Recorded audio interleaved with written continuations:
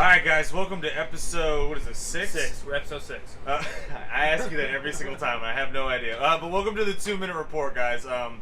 Scotty, before we jump into everything, I wanted to take a moment and, we have some really talented local artists here in North Carolina and the surrounding Charlotte region, and we received something this week that was super cool. So I kind of want to take a second on the 2-minute report today and kind of brag about local artists. So if you, I'm completely cool with that, given what these bad boys look like. Bear with me for 1 second. All right, I'll let you hold one. Oh, thank you. All right, guys, but we received these from Jack's Customs, and basically, it's a Air Force One custom made that is for the 30-year anniversary. And as you can see, So much detail. hand painted Charlotte Crown 30-year basketball court. The Skyline Buzz City logo. This one even has the current Hornets logo, and Scotty showcased got the classic one. It's got the classic logo on there. But you know what's really cool? What? Is that these aren't the only Hornets ones that he has on his Instagram page. No, the white ones with the pinstripes Oh, are the pretty pinstripe ones? Those are really sick. But the cool thing is, man, is like he doesn't just do Hornet shoes. He does all types of stuff. But he's got at Dude's least incredibly three. talented. I think it was 3 or 4 different Hornets pairs of shoes that.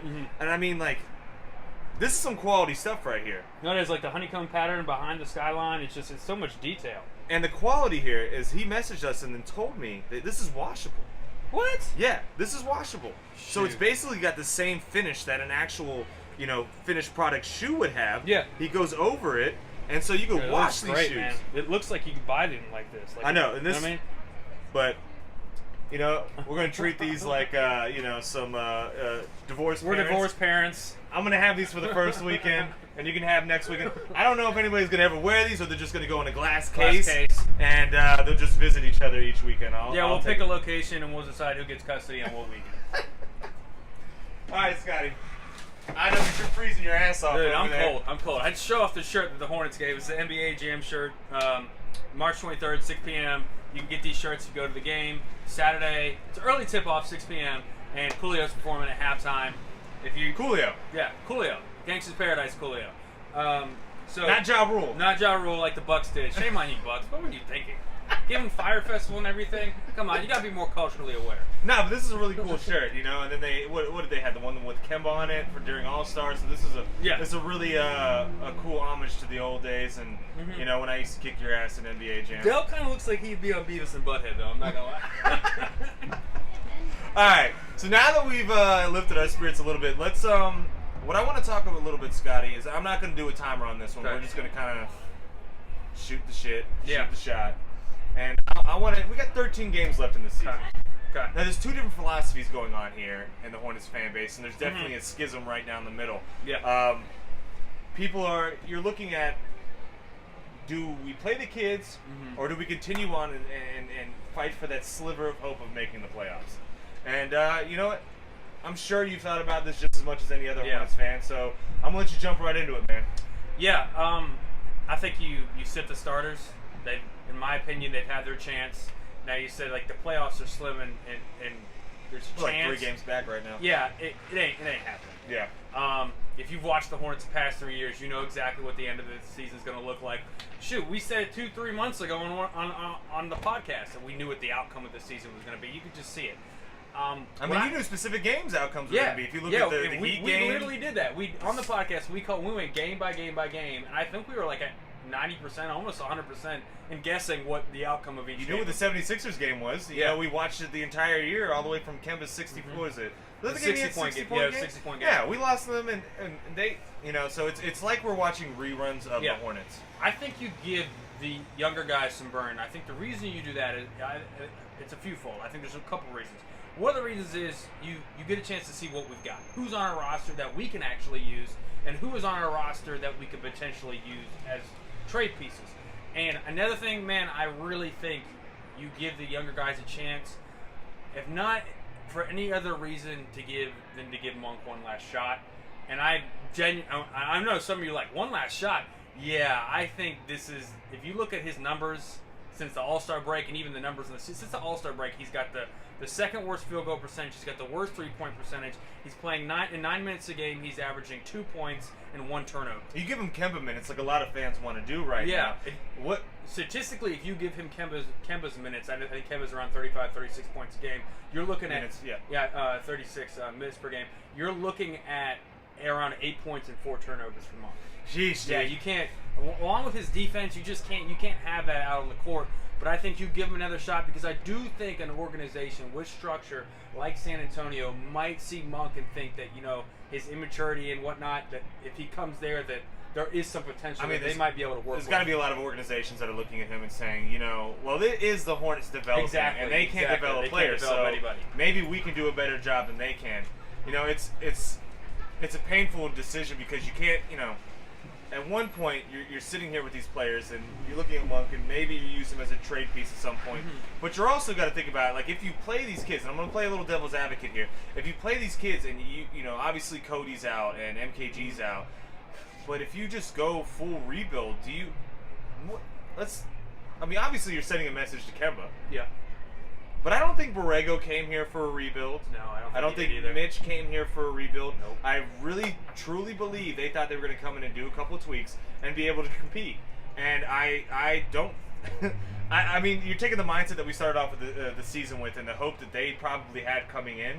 And we're at probably the lowest we've been since the 7-win season. Not only as a fan base, but as far as like a direction in general. Yeah. So it's... Because you've proven your fan base, and aside from Mitch, and you made a point on Twitter the other day, aside from Mitch and a couple other pieces, the basketball operations side has pretty much been the same.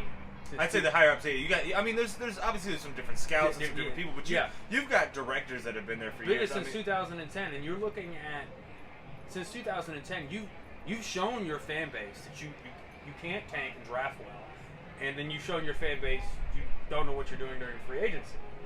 So the fan base now, which is paying attention way more than they were paying attention during the 7-win season, because you had the city's attention. They're kind of like, what the hell are we doing? You don't know. Pick a direction. Right. Should have get off the pot. Yeah. And I think, and to answer your thing about Kemba, the statement about Kemba, the message you're sending to Kemba, man, I think it's. I know this is sad. I think it's too late, man. I think that message has already been sent to Kemba. I think if you miss the playoffs, he's gone. Yeah, man. I think once the All-Star week ended and we have just performed so poorly since then, that basically we've given him no reason to stick around. So it's just, I guess at this point, you play the kids, you figure out what you got, and you figure out what you can do with it. I mean, and if you lose a little bit, it's weird that we're talking about if you lose a couple more games, but you increase your lottery pick potential exponentially. So, I mean, that's kind of the situation we are here in Charlotte. We're 3 games back from making the playoffs, but you're a couple losses away from being 8th pick in the draft.